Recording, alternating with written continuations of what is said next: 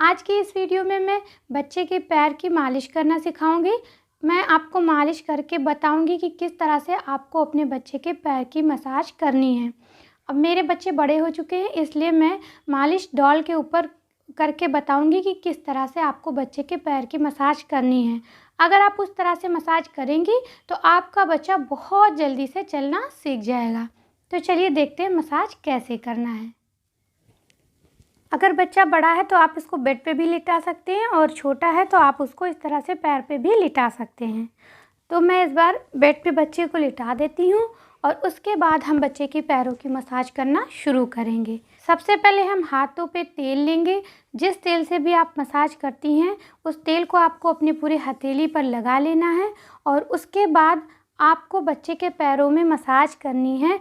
इस जगह से आपको शुरू करना है और ये दोनों पैर इस तरह से पकड़ लीजिएगा और उसके बाद हमको इस तरह से मसाज करनी है। लेकिन ये ध्यान रखिएगा कि हाथ बहुत ज़्यादा टाइट करके, बहुत ज़्यादा कर्रा करके मत चलाइएगा। इस तरह से मसाज करनी है कम से कम 8 से 10 बार। उसके बाद हम बच्चे के पैरों को छोड़ देंगे और फिर आप बच्चे को अगर पैर पे लिटाती हैं तो पलट लीजिए और इस तरह से भी आप इस तरह से करके ऐसे पलट लीजिए। बच्चे का आप ध्यान रखिएगा कि ये फेस सही से आप साइड कर दीजिएगा, नोज़ उसकी बंद ना होने पाए वरना सांस लेने में परेशानी होगी।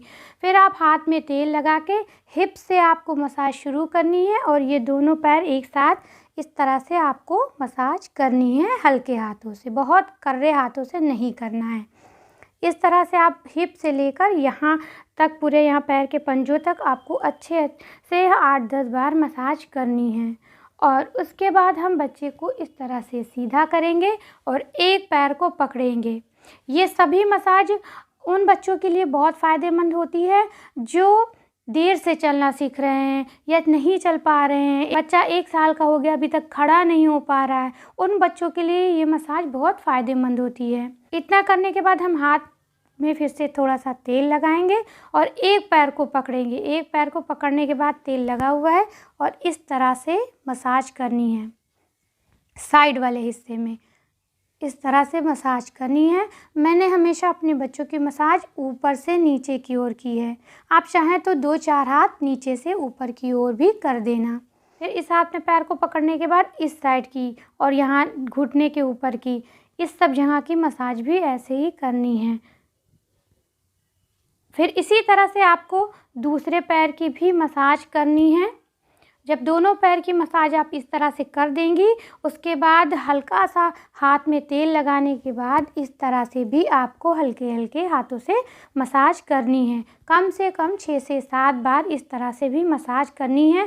ध्यान रखिएगा कि हाथ हल्का रहे, इस तरह से ना रहे कि बच्चे का पूरा पैर मुड़ जाए।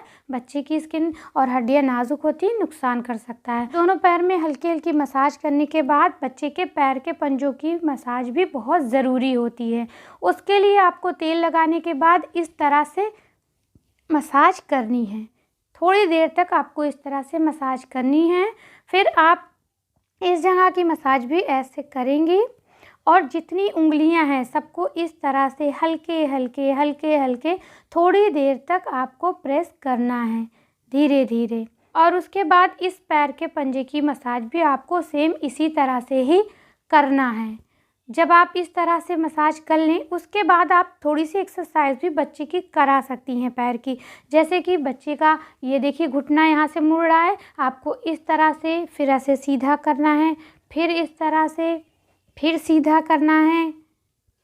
इस तरह से आपको मसाज भी पैर की करनी चाहिए। फिर उसके बाद आपको थोड़ी देर इस पैर को ऐसे और इस पैर को ऐसे, आपको ये भी कई बार दोहराना है। जब आप इस तरह से कर लें तो एक हाथ ले लें और एक पैर ले लें और उसको इस तरह से, फिर ऐसे आपको करना है सीधा, फिर ऐसे, फिर सीधा। उसके बाद फिर ऐसे और इस तरह से, हाथ ऊपर और पैर नीचे, फिर दोनों को मिला देना है। फिर हाथ ऊपर और पैर नीचे, फिर इस तरह से मिला देना है, फिर हाथ ऊपर और पैर नीचे। दोनों साइड में कम से कम 3-3 बार आपको करना है।